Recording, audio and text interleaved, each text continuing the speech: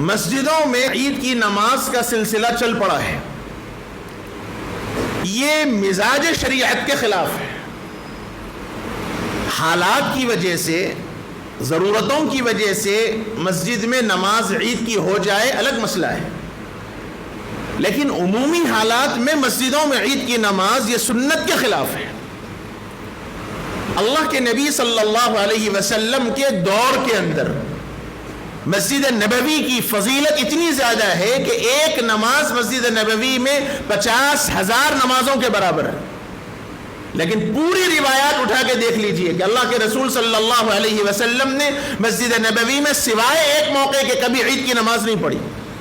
باضابطہ عیدگاہ تھی اور باضابطہ عیدگاہ میں تمام صحابہ نماز پڑھا کرتے تھے، لیکن اس وقت بڑا افسوس کے ساتھ کہنا پڑتا ہے کہ وہ لاک ڈاؤن کا مرحلہ کیا شروع ہوا، ان مسجدوں میں بھی جہاں عید کی نماز پہلے سے نہیں ہوتی تھی نمازیں شروع ہو گئی۔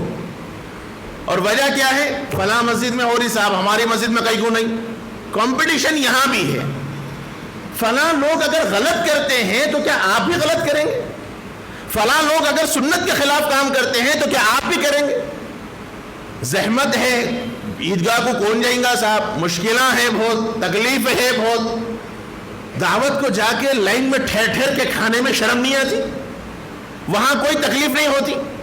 شوگر کا مریض ہے، بی پی کا مریض ہے، لیکن دعوت میں برابر 4 گھنٹے تک بیٹھے رہے گا، اور عید کی نماز پڑھنے کے واسطے آپ کو تکلیف کا احساس ہے، یہ ہماری کوتاہی ہے۔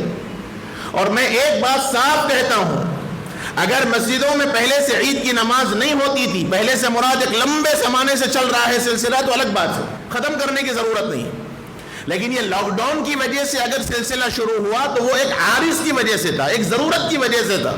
اور فقہ کا ضابطہ ہے الضرورات تبیح المحظورات، الضرورات تقدر بقدرها، فقہ کا ضابطہ ہے کہ جو چیزیں ضرورت کی حد تک ہیں وہ ضرورت ہی کے حد تک رہیں۔ جیسے لاک ڈاؤن کے زمانے میں ایک مسجد میں 2 جمعے ایک ساتھ ہوئے، آگے پیچھے ضرورت تھی، اب اس کو جائز بولے کہ آپ ہر وقت 2 جمعے کریں گے، بالکل ناجائز ہے۔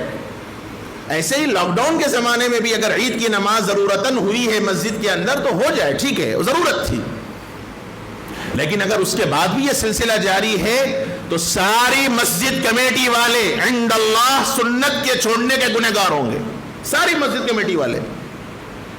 اگر عید کی نماز مسجد میں ہوتی ہے، پہلے سے نہیں ہوتی تھی، کوئی اہتمام نہیں ہوتا تھا، اور اگر اب ہوتا ہے تو پھر یہ پوری مسجد کمیٹی والے تاریک سنت کے گنہگار ہوں گے اور سب اس میں شمار ہوں گے۔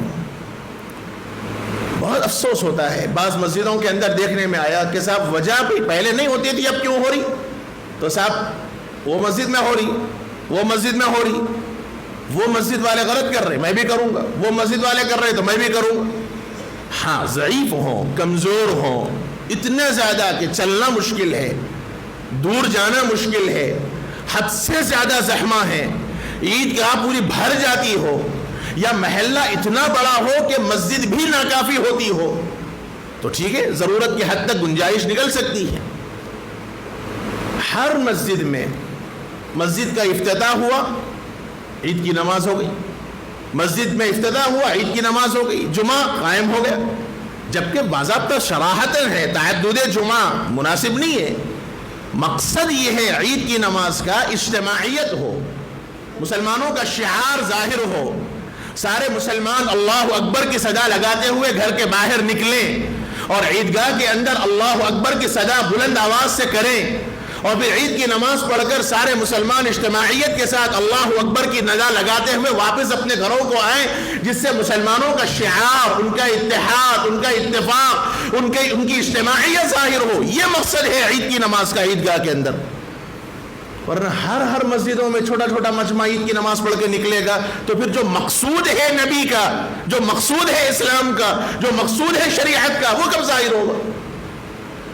ایک بہت بڑی یہ کوتاہی اس وقت ہمارے معاشرے کے اندر چل رہی ہے، سہولت پسندی کے لوگ شکار ہو گئے، عبادات میں بھی سہولت چاہیے۔ عید کا 2 موقع ہیں، 2 موقع پر ہم اہتمام نہ کر پائے۔ صاحب عید کی نماز اتنی دیر سے ہو رہی ہے تو کیوں دیر سے رکھ رہے ہیں؟